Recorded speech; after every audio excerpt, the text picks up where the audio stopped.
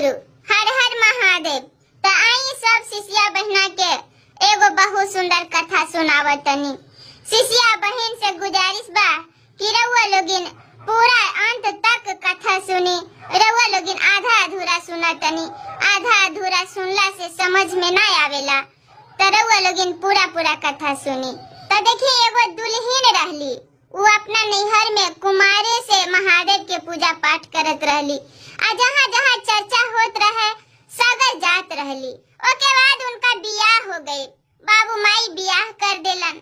ससुराल गईली तो देखा तनी कि कोई बहरावे ना देता नया नोचर कनिया के, तो वहु बेचारी बहरात ना रहली।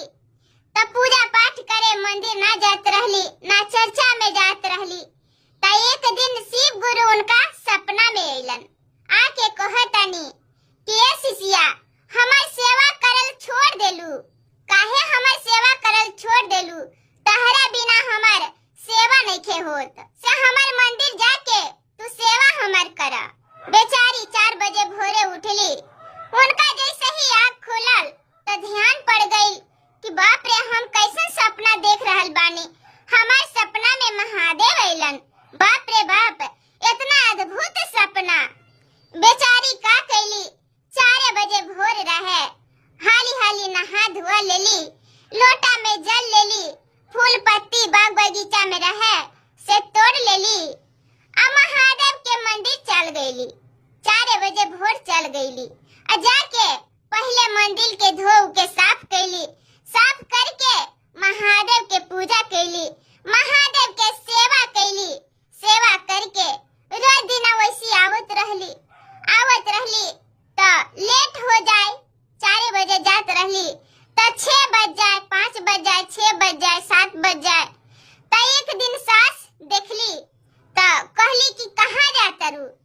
कहली कि हम मंदिर जातनी महादेव के पूजा करे। सास कहतरी कि तहरा के का घटल बा से तू महादेव के पूजा करे जाता रू?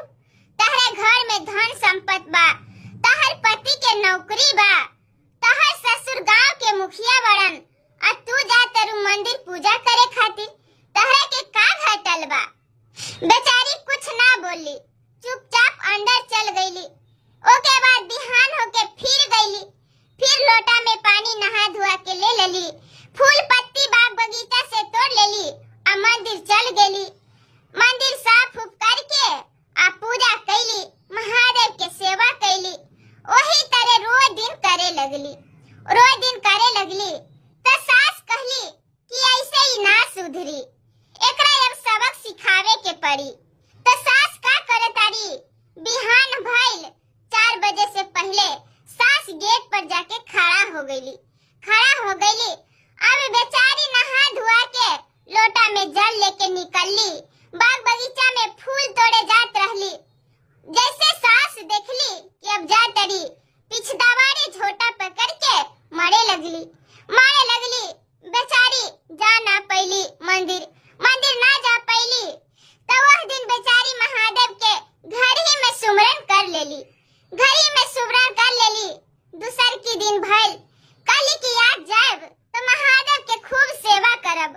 कल ना गेनी तो हमार महादेव के सेवा ना होल होखी।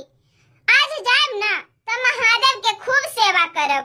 बेचारी फिर 4 बजे भोरे उठली, नहा धोआ लेली। अब लोटा में जल भर के बेचारी फूल तोड़े बगीचा में गईली। तो अपनी गोतनिया खड़ा रहे। जैसे ही बेचारी घर से बाहर गईली, वैसे ही गोतनिया झोटा धर के मारे लगली। बेचारी वह दिन महादेव के पूजा करे ना गईली। अब बेचारी घर में आके बहुत हर रोवत तरी। महादेव से विनती करत तरी कि हे महादेव, हमार कोई कसूर नहीं थे, हम तो जात रहनी। तो कोई दिन सास मारा तरी, तो कोई दिन गोतिन मारा तरी।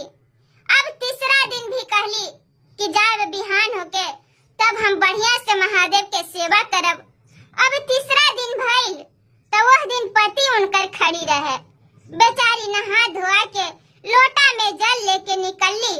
अब बाग बगीचा में फूल तोड़े जात रहली। जैसे ही पति देखलन, वैसे ही बेचारी के एगो लाठी रहे, मार लाठी गिरा देलन। मार लाठी गिरा देलन। बेचारी बेहोश हो गईली। तो सास कहे तारी अपन बेटा से कि ये बेटा एक के बोरा में कसा और जाके जंगल में फेंक आवा, अपने मर गई हैं, कुत्ता सियारे के खा गई हैं। बेटा का केलस, बोरा में कस के आ घोड़ा पर लाद लेलस आ जंगल में जाके फेंक देलस।